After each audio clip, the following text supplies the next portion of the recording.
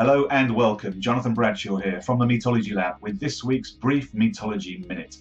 And the story this week comes from my local coffee shop, where I think quite a few stories have come from and will continue to do so. It's a great place to people watch and observe people interacting with each other. This week's story involves a lady in front of me who ordered a skinny latte. No big thing there really, no big deal. But the way she started her sentence was fascinating. "I'm sorry, could I have a skinny latte?" And I listened to her and I found myself listening to a lady that was continually apologising. "I'm sorry, can I have an extra sugar?" "I'm sorry," when she was going through people to sit down. It's quite a small coffee shop. And then as she left, she was apologising again for leaving and almost being in the way. Now, apologising is obviously great when we've been rude or we are in the way.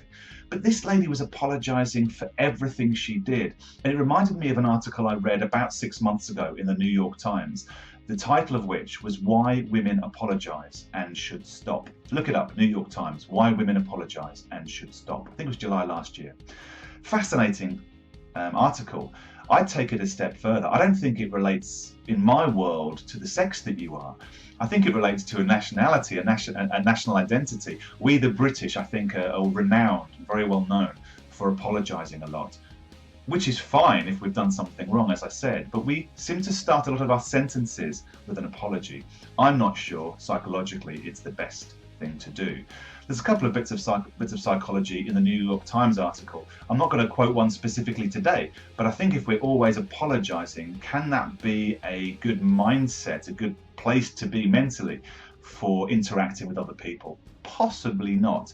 I blogged a couple of weeks ago saying that identifying or highlighting a weakness is a good thing. That still stands. But I think continually apologising for being you, being me, being us, isn't necessarily a great thing. So this week I challenge you to just keep that radar on and work out, are you apologising all the time for things that you have no need to? I don't think it's a great way to interact with people, and I think it can perhaps undermine and demean your own confidence when doing so. Interesting. Maybe you agree, maybe you don't. The article is "Why Women Apologise and Should Stop," New York Times last year, 2015. Enjoy it, worth a read. I'll be back in another 7 days' time with an insight, with some psychology, with some fascinating ideas and insight into why, how we interact, connect and communicate with each other effectively. And I look forward to doing so. See you in a week's time. Until then, take care. Bye-bye.